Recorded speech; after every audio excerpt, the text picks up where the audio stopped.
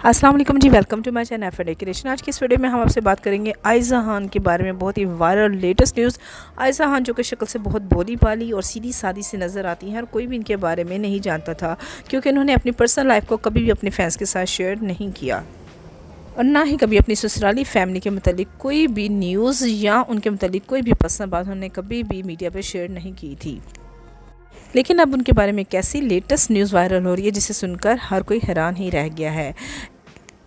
आयज़ा खान ने अपने भाई की एंगेजमेंट अपनी सिस्टर इन लॉ के साथ की और ये सब कुछ आयज़ा खान की मर्ज़ी के साथ ही हो रहा था। लेकिन अभी रिसेंटली एक न्यूज़ आई कि आयज़ा खान ने इनकी ये मंगनी भी तरवा दी और इनकी नंद बोलती हुई यही नज़र आई कि उन्होंने अपने भाई के बारे में काफ़ी ज़्यादा उनसे झूठ बोली। उन्होंने यही कहा कि उनके भाई ग्रेजुएट हैं, लेकिन उनके भाई ने कोई ग्रेजुएशन नहीं की हुई और ना ही इनका कोई बिज़नेस है। ये तमाम झूठ जब क्लियर हुए तो उनकी इंगेजमेंट को तोड़ दिया गया। आयज़ा खान जो कि शक्ल से बहुत भोली भाली और मासूम सी नज़र आती हैं, उन्होंने यही कहा ये फैमिली बहुत ज़्यादा चीटर और लायर है, जिनके जो ये बोलते हैं वो असल में ये है नहीं।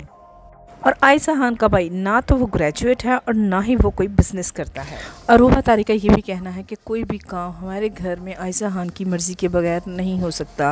वो जब तक उनकी मर्ज़ी ना हो, जब तक उनकी ख्वाहिश ना हो, तब तक वो हमारे घर में काम नहीं होता, क्योंकि वो हर मामले में यही कहती हैं कि मेरा ये दिल कर रहा है या मेरे दिमाग में ये चीज़ चल रही है और ये ऐसी ही होनी चाहिए। अगर उनकी मर्ज़ी के अगेंस्ट कोई काम हो जाए तो वो नाराज़ ही हो जाती हैं। और दानिश तैमूर का भी आयज़ा खान के ऊपर कोई कंट्रोल नहीं है, बल्कि आयज़ा खान ही दानिश तैमूर को कंट्रोल करती हुई नज़र आती हैं। आयज़ा खान अपनी ससुराली फैमिली को बिल्कुल भी कोई तवज्जो नहीं देती, ना ही अपनी जेठानी के साथ उनके कोई ताल्लुकात अच्छे हैं और ना ही अपनी नंद के साथ। इवन उल्टा उन्होंने अपनी नंद का रिश्ता अपने भाई के साथ खुद ही करवा के खुद ही तरवा दिया। आयज़ा खान के फैंस काफ़ी ज़्यादा आयज़ा खान पे तनकीद करते हुए नज़र आए, जैसे कि आप कमेंट सेक्शन में देख रहे हैं कि किस तरह लोग उनकी इस चीज़ पे बार बार तनकीद कर रहे हैं कि आयज़ा खान जो कि भोली भाली और बहुत ही मासूम सी शक्ल से नज़र आती हैं, अब उतनी ही वो छुपी रुस्तम निकली और उन्होंने ये क्या अपनी नंद के साथ कर दिया। और साथ उन्होंने ये भी कहा कि अच्छा ही हुआ कि पहले ही रिश्ता करवा दिया उन्होंने, नहीं तो उसके बाद वो पता नहीं अपनी नंद के साथ यानी कि रूबा तारी के साथ वो क्या बिहेव करती। इवन कि उनकी नंद ने ये भी कहा कि आहद जो कि उनके भाई हैं, उनकी तलीम, उनके कारोबार के बारे में तमाम उन्होंने झूठ बोला है, और जबकि इसके पीछे कोई भी सच्चाई नहीं है। ना तो उनके भाई कोई ग्रेजुएट है और ना ही उनका कोई बिज़नेस है।